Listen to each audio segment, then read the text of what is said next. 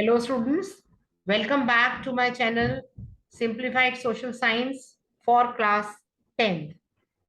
I am here with this new chapter Age of Industrialization. बहुत साल बाद ये चैप्टर दोबारा से रिवाइव हुआ है।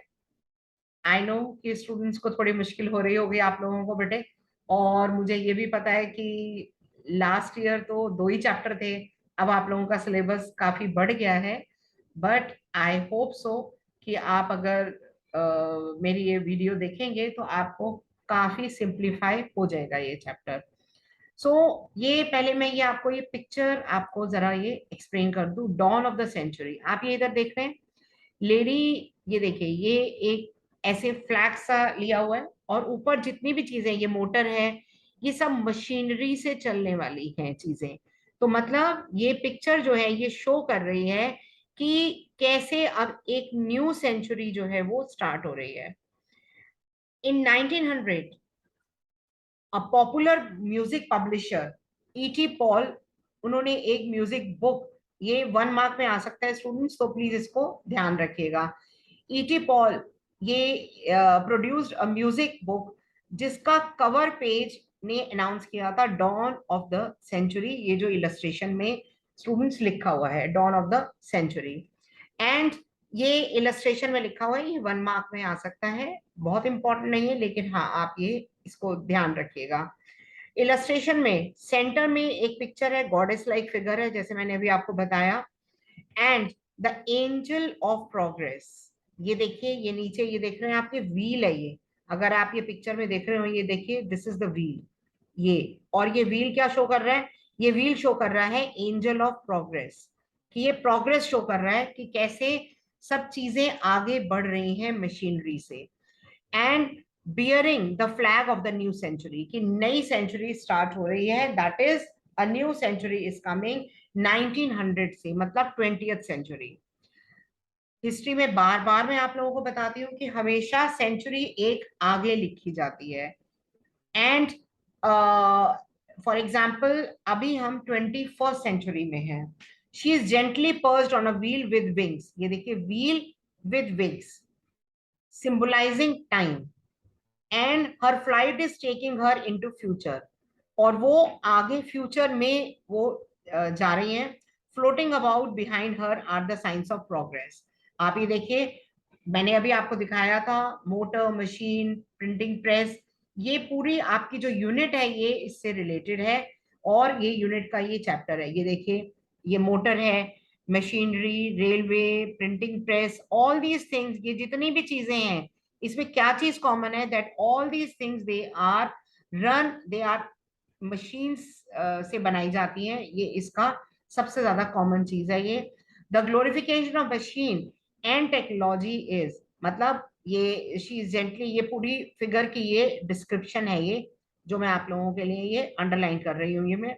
एंड ये आई होप कि आपको ये काफी कुछ समझ में आ गया होगा ये देखिए, she is gently perched on a wheel of wings, and her flight is taking her into future, and she is actually, ये साइंस ऑफ प्रोग्रेस है ये। कौन से साइंस ऑफ प्रोग्रेस है? रेलवे, कैमरा, एंड ये प्रिंटिंग प्रेस, ये सारे जो है ये साइंस ऑफ प्रोग्रेस है ये।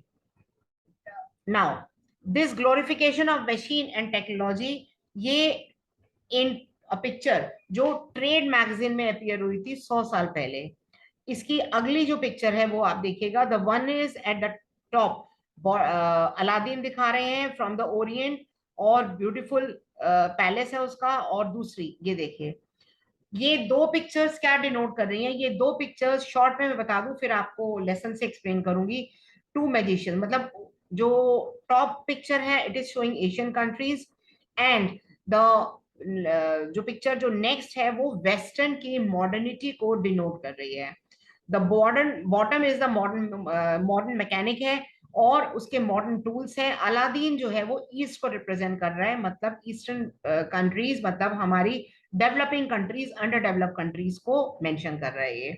These images offer us a triumphant account of the modern world, कि ये मॉडर्न वर्ल्ड का एक बहुत जीता जागता अकाउंट शो कर रहे हैं, कैसे टेक्नोलॉजिकल चेंजेस आई, मशीन स्टार्ट हुई, स्टीमशिप स्टार्ट हुई, फैक्ट्रीज, रेलवेज और कॉलोनाइजेशन भी इसी का ही एक आफ्टर इफेक्ट है। पर वो कॉलोनाइजेशन इसका बहुत अच्छा इफेक्ट नहीं है। History of industrialisation simply story of development है। मॉडर्न एज अपीयर होती है कि बहुत टेक्नोलॉजिकल प्रोसेस हुई एंड प्रोग्रेस हुई, sorry. These images and associations they have now become a part of popular imagination. मतलब ये दो मैजिशियंस दिखाए हैं, ऊपर वाली पिक्चर ईस्ट को डिनोट कर रही है, मतलब कि डेवलपिंग अंडर डेवलप्ड कंट्रीज को डिनोट कर रही है, and the picture at the bottom it is denoting mechanic, और ये वेस्ट को डिनोट कर रही है। अब ये पिक्चर्स इमेजेस कैसे डेवलप हुई, क्या इसका रिलेशन है, क्या can we today continue to glorify continuous mechanisation of all the work, what has industrialisation meant for people's life, and ये सारे क्वेश्चन आप इस चैप्टर में इसके आपको आंसर जो है वो मिलेंगे। तो ये मैंने अभी आपको केवल आपको मैंने इंट्रोडक्शन दी थी about the heading and about the chapter. Now, before the industrial revolution, before industrial revolution क्या था, एक फेज था, उसको क्या कहते हैं, ये बहुत इंपॉर्टेंट है और जो 3 मार्क्स के लिए आपका काफी इंपॉर्टेंट क्वेश्चन आता है। And all too we often associate industrialisation with the growth of factory industry और फैक्ट्री प्रोडक्शन जिसको हम कहते हैं। When we talk about industrial workers, हमारा मतलब होता है factory workers. And histories industrialisation की कि एकदम से क्या फैक्ट्री स्टार्ट हो गई थी? नहीं, फैक्ट्री स्टार्ट नहीं हुई थी। एक पीरियड जिसमें बिल्कुल फैक्ट्रीज नहीं थी और एक पीरियड जिसमें फैक्ट्रीज थी। क्या उसके बीच में कोई दूसरा पीरियड आता था? Was there any period in between? And here is the answer in the next para. There is a problem even before factories began to dot on the landscape. England and Europe, सबसे पहले England में start हुई थी, आप सभी को पता होगा, ये आप प्राइमरी क्लास से पढ़ते आ रहे हैं। But this was not based on factories. Many historians now refer to this phase as proto-industrialization. मतलब एक तरफ कुछ नहीं, कोई इंडस्ट्रियलाइजेशन नहीं, और एक तरफ रैपिड इंडस्ट्रियलाइजेशन, उसके बीच में जो पीरियड आता है। तो before factories began to start, this was not based on, many historians इस फेज को प्रोटो इंडस्ट्रियलाइजेशन कहते हैं, और ये आप नोट कर लीजिए, 3 मार्क्स के लिए बहुत इंपॉर्टेंट है। In the 17th and the 18th century, merchants town से यूरोप में वो कंट्री साइड पे आने लगे। कंट्री साइड का मतलब है जैसे आपका जहां पे आप रह रहे हैं उस शहर के किनारे किनारे। मनी देते थे पीजेंट्स को, आर्टिजन्स को, उनको परसुएट करते थे कि वो प्रोड्यूस करें, सो दैट कि ये जिनके पास मनी है ये इंटरनेशनल मार्केट में इसको बेच सकें गुड्स को, और वो परसुएट करते थे। With the expansion of world trade and the acquisition of colonies in different part of the world, demand of for goods जो है वो स्टार्ट हो गई थी। अब merchants could not expand production with in towns, towns में वो production कर नहीं सकते थे। एक बार मैं और बता देती हूँ आपको, in the 17th and the 18th century, merchant जो हैं from the towns in Europe, ये कंट्री साइड में मूव हो गए। मतलब आप किसी शहर में आप जहां पे भी रहते हो उसके किनारे सप्लाई करते थे मनी, पीजेंट्स को देते थे, आर्टिजन्स को देते थे, परसुएट करते थे उनको कि वो इंटरनेशनल मार्केट के लिए गुड्स प्रोड्यूस करें। With the expansion of world trade, colonies जो है वो अलग अलग पार्ट्स में स्टार्ट हो गई। डिमांड फॉर गुड्स बहुत स्टार्ट हो गई थी ग्रो करनी, but merchants could not expand the production with in towns. क्यों कर नहीं कर सकते थे? क्योंकि अर्बन क्राफ्ट्स और गिल्ड्स वो उन्हें घुसने नहीं देते थे। मर्चेंट्स क्यों नहीं प्रोड्यूस कर सकते थे? 1 मार्क के लिए इसको ध्यान रखिएगा, क्योंकि जो एसोसिएशंस थी वो उन्हें एंटर नहीं होने देती थी, और सारा कंट्रोल उन एसोसिएशन, ये एसोसिएशंस क्या थी, जैसे आपके कोई भी एरिया में जहां पे आप रह रहे हैं उधर हर एक मार्केट की एक एसोसिएशन होती है। वो एसोसिएशन बाहर वाले को ट्रेड करने के लिए अलाउ नहीं करते थे। ये एसोसिएशन ये प्रोड्यूसर्स की थी, जो क्राफ्ट पर्संस को ट्रेन करते थे, मेंटेन करते थे control over production, and regulate करते थे कंपटीशन, एंड प्राइसेस को रेगुलेट करते थे।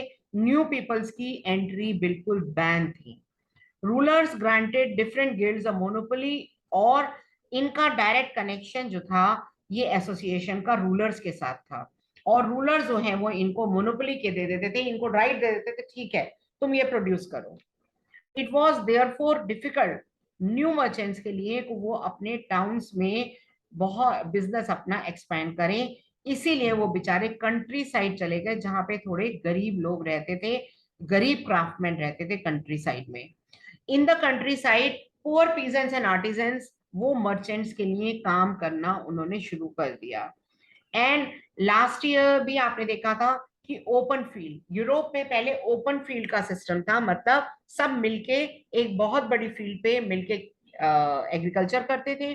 And when agriculture was being done students, तो वो एग्रीकल्चर को उसके बाद उस एग्रीकल्चर को फिर वो प्रॉफिट को आपस में बांट लिया करते थे।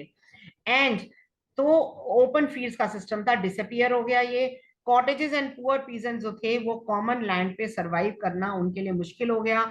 अब वो बेचारे वेजिटेबल्स और हे स्ट्रॉ, मतलब अपने एनिमल्स के लिए चारा जो है वो उनके लिए उनको इधर उधर उसके लिए भटकना पड़ता था, और उनके पास इनकम का कोई और ऑल्टरनेटिव सोर्स नहीं था। मतलब जो कंट्री साइड में पीजेंट जो बहुत ज्यादा गरीब थे उनके लिए बहुत मुश्किल हो रहा था, छोटे छोटे प्लॉट्स पे वो क्या ग्रो करेंगे, और उनके फैमिली के जो लोग हैं वो खाली बैठते थे। So when merchants came around और उनको एडवांस मनी दिया, पीजेंट हाउसहोल्ड्स बहुत खुश हो गए। वो लोग जिनके पास, बेचारों के पास खाने के लिए नहीं था दो वक्त का, उनको पैसे मिले एडवांस में, they readily agreed on all these things. और ये न्यू वर्ड स्टूडेंट्स ये लर्न जरूर करिएगा, न्यू वर्ड्स पेपर में आ जाते हैं। एंड अब उनके पास, और ये एक बहुत अच्छा उनके पास मौका था, income from proto industrialisation production supplemented their shrinking income from cultivation. मतलब प्रोटो इंडस्ट्रियलाइजेशन, वो फेज जब इंडस्ट्रियलाइजेशन नहीं आया था, उससे जो उनको इनकम मिल रही थी, उनकी छोटी सी जो इनकम थी उससे उनको कल्टी मिल रहा था पैसा, वो उनके लिए बहुत ज्यादा अच्छा था। और ये, and it also allowed them fuller use of their family labour resources. So ये एक पीरियड उनके लिए अच्छा था, पर ये पीरियड बहुत ज्यादा चला नहीं। क्यों, वो आगे आप पढ़ेंगे। With in this system close relationship develop between town and the country side. Merchants were based in towns, पर वर्क जो है वो कंट्री साइड में होता था।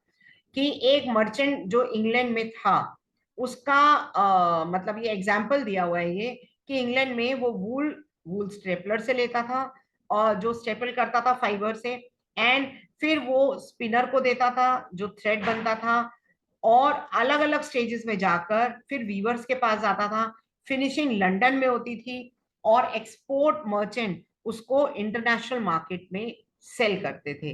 तो ये सब्सिक्वेंट स्टेजेस हैं स्टूडेंट्स यहाँ से, कि कैसे वो एक फिनिश गुड जो है वो जाकर बनती थी। And London in fact came to be known as, London जो है it came to be known as the finishing centre. तो ये अलग अलग स्टेजेस थी। This proto industrialisation system was a part of commercial exchanging. ये एक नेटवर्क बन गया था कमर्शियल एक्सचेंजेस का, और कंट्रोल किसका था, मर्चेंट्स का। So at each stage of production 20 to 25 workers जो थे वो एम्प्लॉय थे बाय ईच मर्चेंट, मतलब हर एक मर्चेंट के अंडर 20 से 25 वर्कर्स जो थे वो एम्प्लॉयड थे। So students, this was the introduction, and please subscribe my channel अगर आपने नहीं किया है, and let me grow on YouTube so that मैं आप लोगों की किसी भी वे में हेल्प कर सकूं। और मेरे और भी आप वीडियोस जो हैं वो देखिएगा, 10th क्लास की हिस्ट्री से रिलेटेड और भी सब्जेक्ट से रिलेटेड, 10th की एसएसटी से। And please subscribe, like my channel, comment box में कमेंट करिएगा आपकी कोई प्रॉब्लम हो तो, and please motivate me so that I can keep on putting more videos for you.